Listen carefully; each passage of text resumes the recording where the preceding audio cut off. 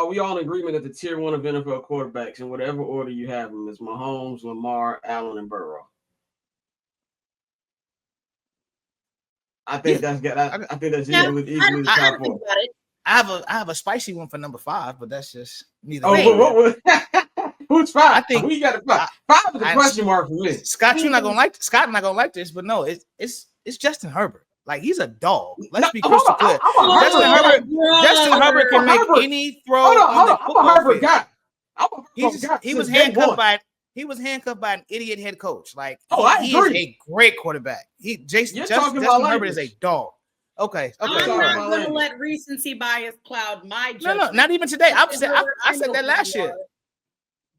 Back when Buddy was still blowing games in the fourth quarter. By the way, Chargers season ticket holder Dante, by the way. Not a coincidence, but I mean, yes. That is my guy. But speaking of the quarterbacks, actually a nice pivot to the next part of this conversation.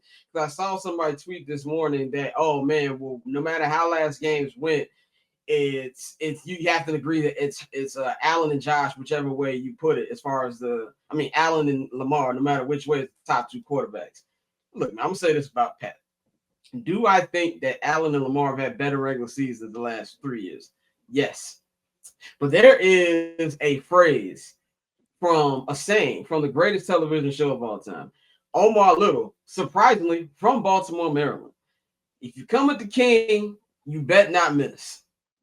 None of them dudes are taking out the king yet. So I understand. It's kind of like the LeBron thing. Like, LeBron wasn't MVP every year. LeBron wasn't the number 1 player in the NBA every year, just going off statistics. But you knew he was the best player in the NBA. Now, there was a couple times he got his crown knocked off, but outside of the Warriors, didn't happen that much. So until somebody in the AFC takes Mahomes' crown off his head, I don't really care what kind of seasons Allen and Lamar having. I'm still going Pat, and I always ask this question: if your life is on the line and you need one quarterback, there's only one quarterback in the history of this sport I'm taking over Patrick Mahomes, and he happens to be in the booth calling games and owns the Las Vegas Raiders. That's the only person. I still think Pat is that guy, but Pat has accomplished so much that, as crazy as it sounds, nothing he does really excites us anymore. Courtney, am I off on that, or do you think that he has fallen down a little bit? I mean, I really, really, really try, and this is someone who lost fantasy twice this week in both my leagues. I try not to overreact in week 1. That being said, I don't know if I'm ready to give, like, just to pass the crown, like you said, to anybody else, just because, again, it's week 1. Chiefs defense didn't look great. And I know we had the discussion about Jalen Hurts last week and, the circumstances needing to be perfect for him in order to be, a successful quarterback.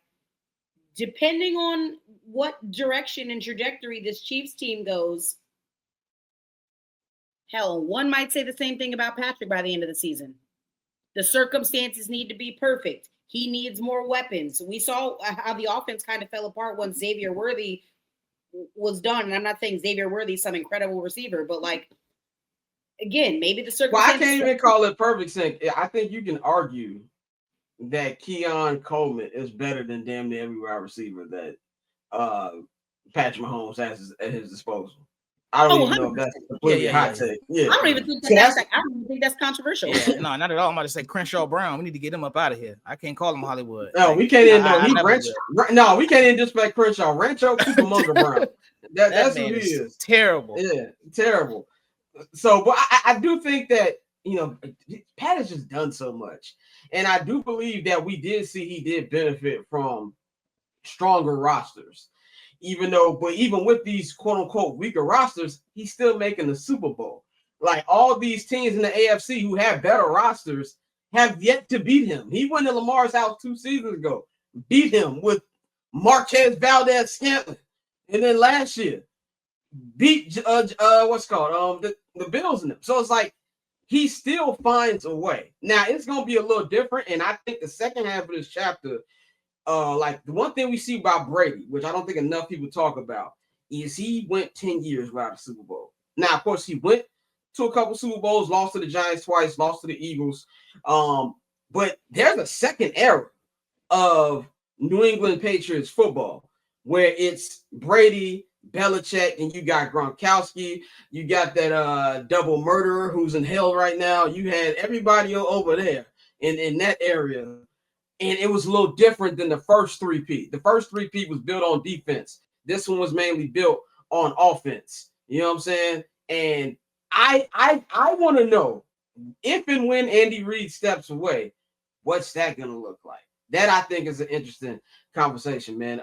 Catch I'm Not Gonna Hold You, hosted by Scott Lewis, every Monday and Friday at 5 p.m. Eastern, 2 p.m. Pacific, only on HMB Media and the Barbershop Network.